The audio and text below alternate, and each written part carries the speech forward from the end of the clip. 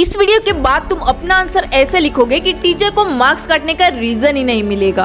क्या बात कर रहे हैं? मुझे सच सच बताओ, एग्जाम हॉल से निकलते ही आपका पहला सेंटेंस क्या होता है? यार मैंने तो पेपर पूरा लिखा, राइट?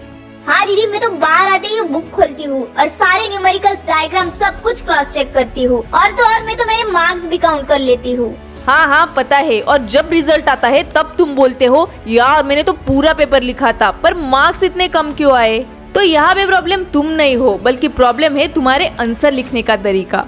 तो इसीलिए आज मैं आपके साथ आंसर लिखने की ऐसी 7 पावरफुल टिप्स शेयर करूंगी जिससे आप सिर्फ 70% प्रिपरेशन के साथ भी 100% मार्क्स स्कोर कर सकते हो। और फोर्थ हैक तो बिल्कुल भी मिस मत करना, क्योंकि इससे मुझे एग्जाम में बोनस मार्क्स भी मिले हैं। So let's begin. Hack number 1, answer presentation. अब इन दो आंसर शीट को ध्यान से देखो। ये है रिया और दिया के आंसर शीट। दोनों बेस्ट फ्रेंड है, दोनों एक ही क्लास में पढ़ते हैं, सेम टीचर को फॉलो भी करते हैं। लेकिन जब रिजल्ट आता है तो रिया को मिलते हैं 80 मार्क्स और दिया को मिलते हैं 95 मार्क्स। अब आपको लगेगा दोनों तो सेम ही फॉलो करते हैं, बट मार्क्स में डिफरेंस क्यों? और जब यही क्वेश्चन रिया ने टीचर को पूछा तो टीचर ने उसे कहा, अरे तुमने तो आंसर सही तरीके से लिखा ही नहीं। अब आप बोलोगे क्या दीदी, आंसर सही तो सही होता है ना, उसमें ऐसे कौन से अलग से तरीके होते हैं, जरा हमें भी तो बताओ। हाँ यार मुझे पता है, आंसर तो सही होते हैं, बस लिखने के तरीके अलग होते हैं। देखो एग्जामिनर तुम्हारा दिमाग नहीं पढ़ता, उसे सिर्फ तुम्हारी आंसर शीट दिखती है। मतलब तुम क्या जानती हो उससे ज्यादा जरूरी है तुम कैसे लिखती हो।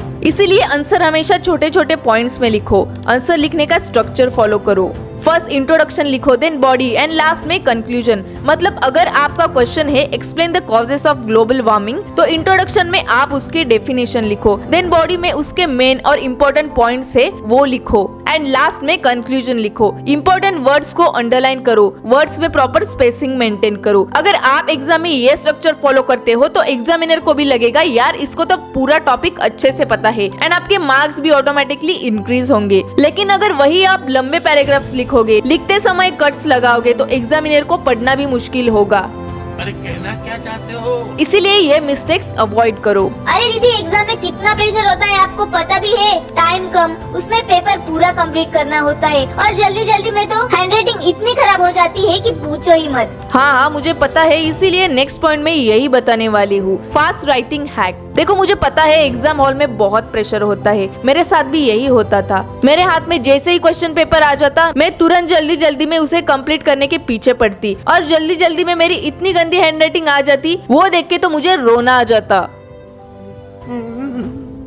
तब मैंने फास्ट लिखने की प्रैक्टिस शुरू की। जब मैं पढ़ाई करती थी तभी मैं टाइमर लगाती और फास्ट में उसका आंसर लिखती, डायग्राम ड्रॉ करती, नीट एंड क्लीन लिखने की कोशिश करती, और ऐसे करते करते ही मुझे एग्जाम में आंसर फास्ट लिखना इजी लगने लगा। आप भी ये ट्राई करो, आंसर फास्ट में लिखने की कोशिश करो। लिखते वक्त वही पेन यूज करो जो आप एग्जाम में करोगे। ऐसा करने से आपके हैंड एंड ब्रेन का कोऑर्डिनेशन तेज होता है, थॉट्स लिखने की हैबिट बनती है और एग्जाम में आंसर लिखने का फ्लो आ जाता है और राइटिंग स्पीड भी बढ़ती है। नेक्स्ट पॉइंट है question sequence. Start with easy question. सबसे पहले आप इजी क्वेश्चन से स्टार्ट करो। देखो मुझे पता है आप क्वेश्चन पेपर मिलते ही फर्स्ट क्वेश्चन से लिखना स्टार्ट कर देते हो, फिर जल्दी जल्दी में आप उसका आधा आंसर लिखते हो और बाकी का आपको याद ही नहीं आता। फिर आप सोचते हो यार ये तो याद ही नहीं आ रहा, चलो दूसरा क्वेश्चन लिखती हूँ। तो पहले वाला आंसर वैसे ही छोड़ के आप दूसरा आंसर लिखने लगते हो और फिर से वही हाल, याद ही नहीं आता। तो इसमें होता क्या है, आपका टाइम भी वेस्ट होता है एंड आंसर भी कंप्लीट नहीं होते। सो आप स्टार्ट ही इजी क्वेश्चन से करो। क्वेश्चन पेपर मिलने के बाद एक बार सारे क्वेश्चन स्कैन करो,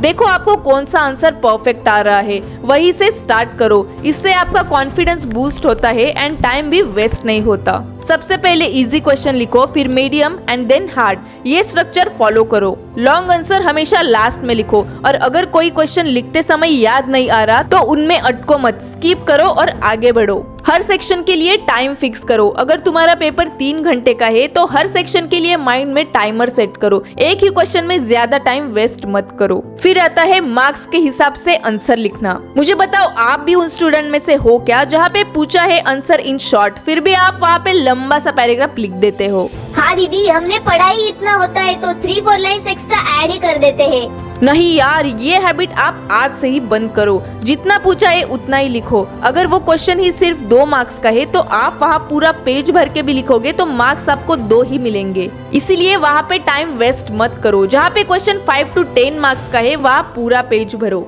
जितने मार्क्स उतने डिटेल्स, यही एग्जामिनर का सीक्रेट फॉर्मूला होता है और आप भी ये फॉलो करो।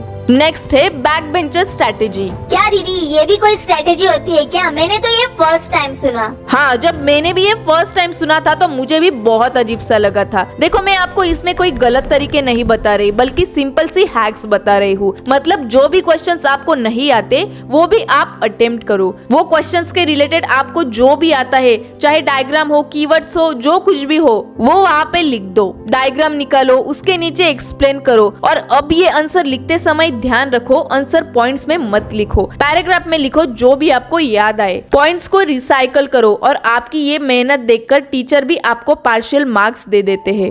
शाबाश बेटा।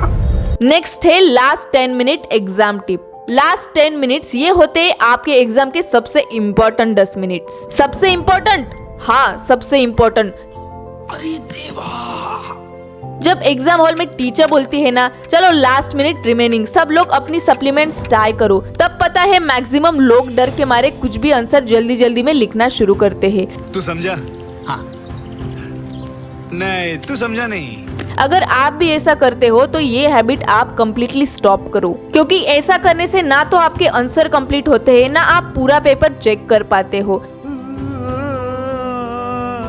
तो इसीलिए लास्ट 10 मिनट्स में आप अपना पूरा आंसर शीट स्कैन करो, स्पेलिंग चेक करो, इंपॉर्टेंट वर्ड्स या सेंटेंस को प्रॉपर अंडरलाइन करो, डायग्राम्स चेक करो। लास्ट मिनट में डरो मत, अपने आप पर भरोसा रखो और पेपर अच्छे से पढ़ो। और अभी लास्ट एंड सबसे इम्पोर्टेंट है रिलैक्स माइंड हैक। क्या आप भी उन स्टूडेंट्स में से हो जो एग्जाम जाते वक्त बस में या स्कूटी के पीछे बैठकर लास्ट मिनट तक पढ़ते रहते हैं? तो अभी ये स्टॉप करो। याद रखो, एग्जाम के 1 घंटा पहले कुछ भी मत पढ़ो, सिर्फ एक काम करो, सिर्फ रिलैक्स करो, गुड अफर्मेशन करो, मैं आज बेस्ट दूंगी, अपने आप पर भरोसा रखो, डीप ब्रीदिंग करो, इससे आपका माइंड काम होगा एंड एग्जाम में आपको सब कुछ इजीली याद होगा। एंड एग्जाम को जाते समय ओवर ईटिंग करके मत जाओ। मुझे पता है आपकी मम्मी बोलती है, अरे अच्छे से खाना खाओ वरना दिमाग कैसे चलेगा। हाँ मुझे पता है मम्मी तो सही ही बोलती है, बस मैं बोल रही हूँ ओवर ईट मत करो, नहीं तो एग्जाम में आपका पेट खाना डाइजेस्ट करने में लगेगा और आपको नींद आएगी। इसीलिए आप लाइट खाना खाओ और रात को प्रॉपर स्लीप लो, इससे आपका माइंड फ्रेश रहता है। तो ये थी वो 7 इम्पोर्टेंट हैक्स, और अगर आप इसे सही से फॉलो करते हो तो ट्रस्ट मी गाइज, इससे आपको 5 to 10 मार्क्स एक्स्ट्रा जरूर मिलेंगे। अगर ये वीडियो थोड़ी भी हेल्पफुल लगी हो तो एग्जाम टाइम है यार, अपने फ्रेंड्स के साथ जरूर शेयर करना ताकि उन्हें भी हेल्प हो सके। और मुझे कमेंट में जरूर बताओ आपका स्टडी कितना हुआ। अगर अभी तक आपने मेरा ये वाला वीडियो नहीं देखा तो अभी इसे क्लिक करो और देखो। So all the very best and see you in the next video.